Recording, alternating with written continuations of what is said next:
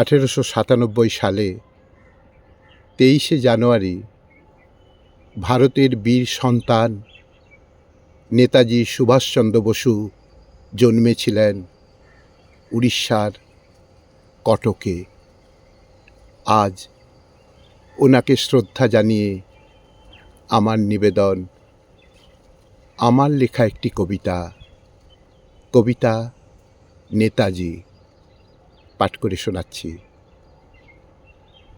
স্বদেশের তুমি গর্ব নেতাজি, তুমি সুভাষ বসু, কটক তোমার জন্মভূমি, ভারতের সিংহ শিশু।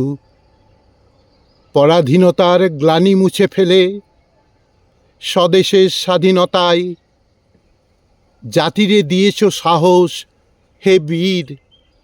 ব্রিটিশের হিংস্রতায় সাম্প্রদায়িকতার আগুন ছড়িয়ে যারা এনেছিল ত্রাস, সকলকে নিয়ে ইংরেজদের শক্তি করেছ হ্রাস।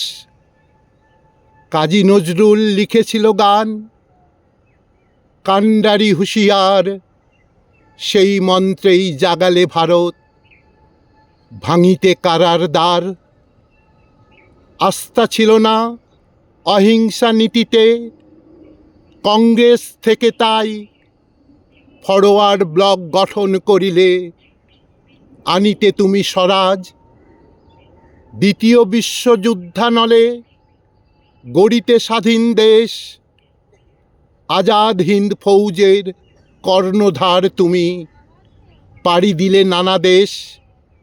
নবভারতের স্বপ্ন দেখালে রক্তের বিনিময়ে, আন্দোলনের সামিল করিলে ভারতের জনগণে।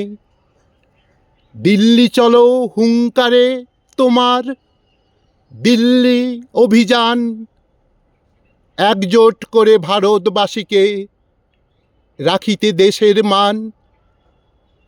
কদম কদম বড়ায়ে যা, মন্ত্র আনিলে দেশে, অন্তর্ধানের পরেই এলো স্বাধীনতা অবশেষে। অন্তর্ধানের পরেই এলো স্বাধীনতা অবশেষে।